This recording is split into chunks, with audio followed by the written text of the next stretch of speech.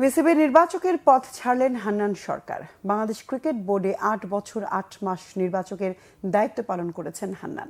বিসিবির লোভনীয় পদ থেকে সরে দাঁড়ালেও ক্রিকেটের সাথেই থাকছেন সাবেক এই ক্রিকেটার। ভবিষ্যৎ পরিকল্পনায় নতুন দায়িত্বে দেখা যাবে তাকে। মানিক মাহমুদের রিপোর্ট। বোর্ডের ৩ নির্বাচক প্যানেলে প্রধান নির্বাচক গাজী আশরাফ হোসেন লিপুর ২ সহকারী আব্দুর রাজ্জাক ও হান্নান সরকার। জাতীয় দলের দায়িত্ব পাওয়ার আগে বয়সভিত্তিক দলে কাজ করেছেন সাবেক এই ক্রিকেটার। শুরুটা হয়েছিল ২০১৬ সালে। নির্বাচক ক্যারিয়ারে ২০২০ সালে অনূর্ধ্ব-১৯ বিশ্বকাপ ছাড়াও বাংলাদেশের ২টি যুব এশিয়া কাপ জিতেছেন হান্নান। সব মিলে নির্বাচকের দায়িত্বে বিসিবিতে ৮ বছর ৮ মাস কাজ করেছেন হান্নান। কিন্তু চলমান বিপিএলের মধ্যেই পদত্যাগের ঘোষণা দেন তিনি। গত বছর ফেব্রুয়ারিতে জাতীয় দলের নির্বাচকের দায়িত্ব পান হান্নান। বিসিবির সাথে চুক্তি ছিল ২০২৬ সাল পর্যন্ত। প্রশ্ন উঠেছে, তাহলে ১ বছর যেতেই হঠাৎ কেন এমন সম্মানজনক পদ ছাড়ছেন অভিজ্ঞ হান্নান? জবাবে ভবিষ্যৎ পরিকল্পনার কথা বলেন তিনি। সিলেক্টর কেরিয়ারটা অনেস্টলি যদি বলি, আসলে এটা তো কোনো পার্মানেন্ট সলিউশন না। এটা কিন্তু লম্বা কেরিয়ার হওয়ার জায়গা না। ৩-৪ বছর পরে আলটিমেটলি আমাকে সরে যেতেই হবে।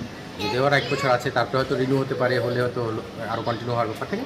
বাট আমার কাছে মনে হচ্ছে আমার ফিউচার কেরিয়ারের জন্য আমার কোচিং কেরিয়ারটা আরও ভালো করার সুযোগ রয়েছে। তবে গুঞ্জন আছে, গণমাধ্যমে হান্নানের বলা কিছু কথায় টিম ম্যানেজমেন্ট, নির্বাচক ও বিসিবির অভ্যন্তরীণ বিষয় প্রকাশ পেয়েছে।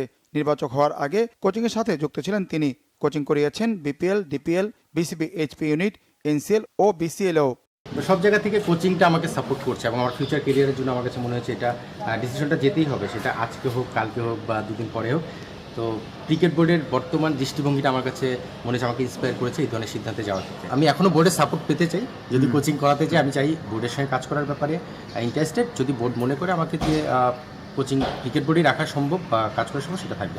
বিসিবিতে পদত্যাগপত্র জমা দিলেও এ মাসের শেষ পর্যন্ত জাতীয় দলের নির্বাচকের দায়িত্বে থাকছেন হান্নান।